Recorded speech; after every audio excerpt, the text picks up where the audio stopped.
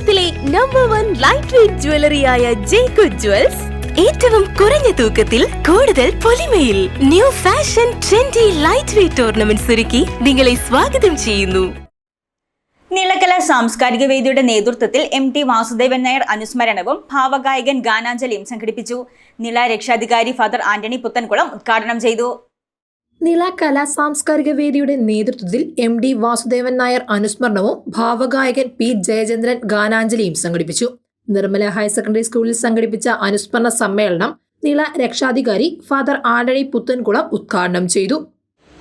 ഒരു മനുഷ്യ ജീവിതത്തിൻ്റെ വിലയെ മനസ്സിലാക്കാൻ സാധിക്കുന്നത് മരണശേഷം ഉള്ള അവരുടെ ജീവിതത്തെ പറ്റിയുള്ള ആഖ്യാനങ്ങളാണെന്ന് ഈ ദിവസങ്ങളിലൊക്കെ മനസ്സിലാക്കാൻ സാധിച്ചു.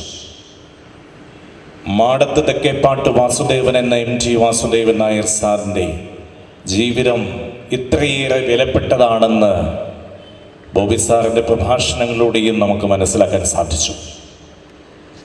ഒരു അധ്യാപകനായും എഴുത്തുകാരനായും നോവലിസ്റ്റായും തിരക്കഥാകൃത്തായും ചലച്ചിത്ര സംവിധായകനായും അറിയപ്പെട്ട ശ്രീ MTയുടെ നാലുകെട്ടിലൂടെയും ഇരുട്ടിൻ്റെ ആത്മാവിലൂടെയും ഒക്കെ നമ്മൾ യാത്ര ചെയ്തിട്ടുണ്ട്.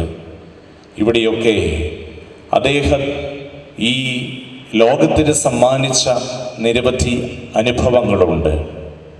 ആ അനുഭവങ്ങളൊക്കെ അദ്ദേഹത്തിൻ്റെ കൃതികളിൽ ചാലിച്ചിട്ടുമുണ്ട്. ഞാൻ സൂചിപ്പിച്ചതുപോലെ MTയുടെയും അതോടൊപ്പം തന്നെ നമ്മുടെ ജയചന്ദ്രൻ മാഷിൻ്റെയൊക്കെ ജീവിതത്തിൻ്റെ നല്ല അനുഭവങ്ങൾ അവരുടെ നല്ല കൃതികളിലൂടെ ഗാനങ്ങളിലൂടെയൊക്കെ നമ്മൾ ആസ്വദിച്ചിട്ടുണ്ട്. നില പ്രസിഡന്റ് ശിവദാസൻ നമ്പൂതിരി അധ്യക്ഷത വഹിച്ച ചടങ്ങിൽ ബോബി P കുര്യാക്കോസ് അനുസ്മരണ പ്രഭാഷണം നടത്തി. കുറച്ചേറെ വർഷങ്ങൾക്ക് മുമ്പ് ഒരു ജീവിത നൈരാശ്യം ബാധിച്ച് സാമ്പത്തികവും വ്യക്തി ജീവിതത്തിലുണ്ടായ ചില താളപ്പിഴകളും കൊണ്ട്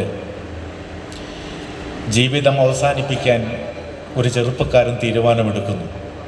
ജീവിച്ചിട്ട് കാര്യമില്ല, യൗവനത്തിലേക്ക് എത്തിച്ചേർന്നിട്ടേ ഉള്ളൂ. പക്ഷേ ജീവിതത്തിൽ എന്നും വലിയ തിരിച്ചടികളെ ഉണ്ടായിട്ടുള്ളൂ. മുന്നോട്ട് നോക്കുമ്പോൾ പ്രകാശവത്തായി യാതൊന്നും കാണാനില്ല. ഏറ്റവും ഉചിതം ജീവിതം ഒടുക്കുന്നതാണ്. അയാൾ ജീവിതം അവസാനിപ്പിക്കാൻ ആത്മഹത്യ ചെയ്യാൻ തീരുമാനമെടുക്കുന്ന അതേ സന്ദർഭത്തിലാണ് അന്നത്തെ കലാകൗമുദി വാരികയുടെ ഒരു ലക്കം അദ്ദേഹത്തിൻ്റെ കയ്യിൽ കിട്ടുന്നത്. ആ കലാകൗമുദി വാരികയിൽ ഒരു നോവൽ പ്രകാശിതമാവുകയായി. അതിൻ്റെ ആദ്യ അധ്യായം ആ കലാകൗമുദി വാരികയിൽ തുടങ്ങുന്നു. ആ നോവലിൻ്റെ പേര് രണ്ടാമൂഴം എന്നാണ്.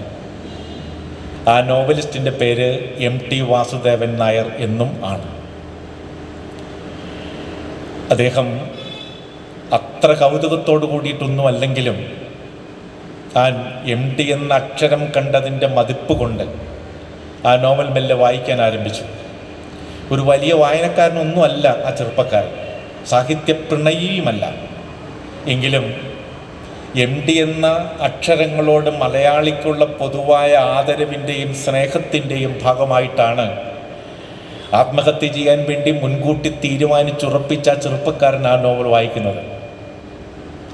കാന്തം ഇരുമ്പു തരികളെ ആകർഷിക്കുന്നത് പോലെ ആ നോവലിലെ ആദ്യാധ്യായത്തിലെ വാചകഘടന ആ ചെറുപ്പക്കാരനെ അതിൻ്റെ കാതലിലേക്ക് വലിച്ചടിപ്പിച്ചു.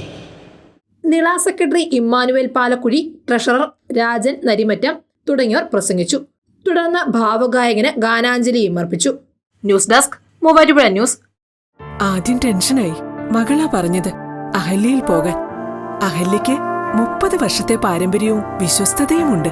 അഹല്യയിലെ വിദഗ്ധരായ ഡോക്ടർമാരുടെ ചികിത്സ കൊണ്ട് എനിക്ക് എന്റെ കാഴ്ചശക്തി പൂർണ്ണമായും തിരിച്ചു കിട്ടി. ഇപ്പൊ എനിക്ക് ഈസിയായി വായിക്കാം. നേത്ര സംരക്ഷണത്തിന് നമ്മുടെ Ahalya. Ahalya foundation eye hospital, കേരളത്തിൽ എല്ലായിടത്തും.